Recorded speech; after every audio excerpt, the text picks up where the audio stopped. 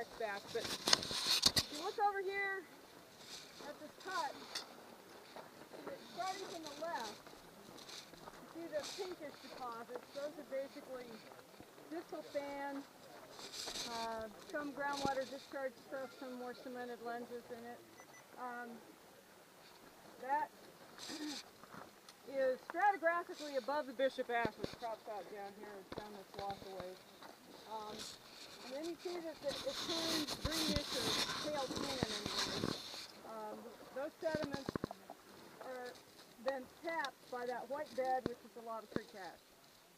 And you can trace that lava creek, although it's getting cut out by the younger fan gravel on the surface there. You can trace it to the right, and it's still cropping out as sort of a ledgy thing when you get near the end of that flat surface on the eastern end of it.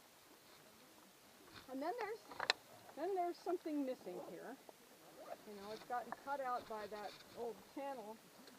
And to the right, we have something I haven't figured out yet.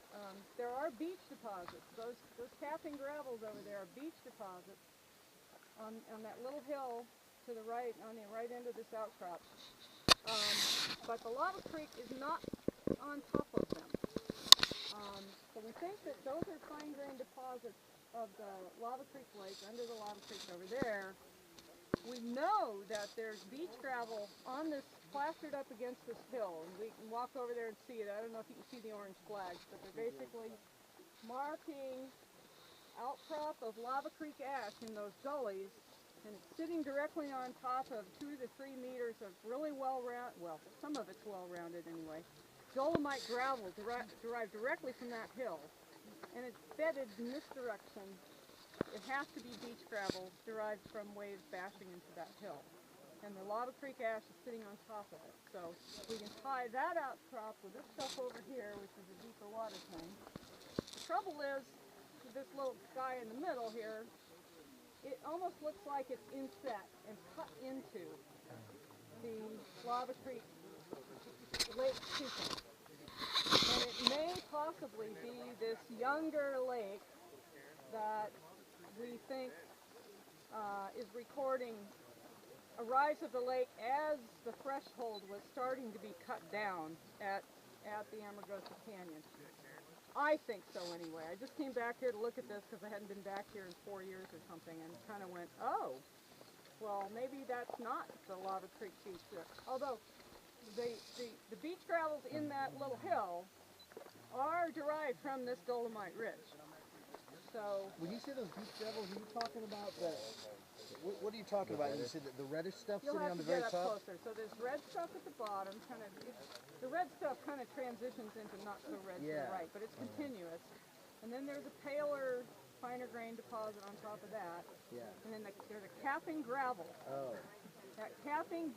And it's gray gravel, and the stuff is back dipping up the drainage, and it's coming from that hill. So that's beach gravel, but it may not be the same age as the beach gravel over here. Unclear. So I'd be interested to see what everybody thinks. Eric, what about those being some sort of regressive phase? Not the post-lake Topa Lake that Morrison thought, which was, as I recall, he put the highest levels way down in there. They're really young. He did not put them up this high. Right, no, really young, yeah. What about entertaining the hypothesis that maybe there was step down? Well, that's what I just said. Okay, but not that lake, which was not that lake. Right. This would be something that. Okay, we'll see what we think might be correlative to this at the first stop tomorrow morning, where there's beach gravel and it's clearly inset within the level that the high stand reached. Yes. Want to come down here, and then everyone can come out to the edge and see where you're pointing this stuff?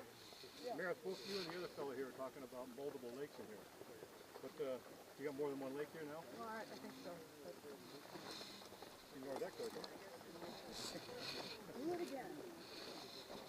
Play it again. Let's see if you can. Well, let's see how consistent it is the second time.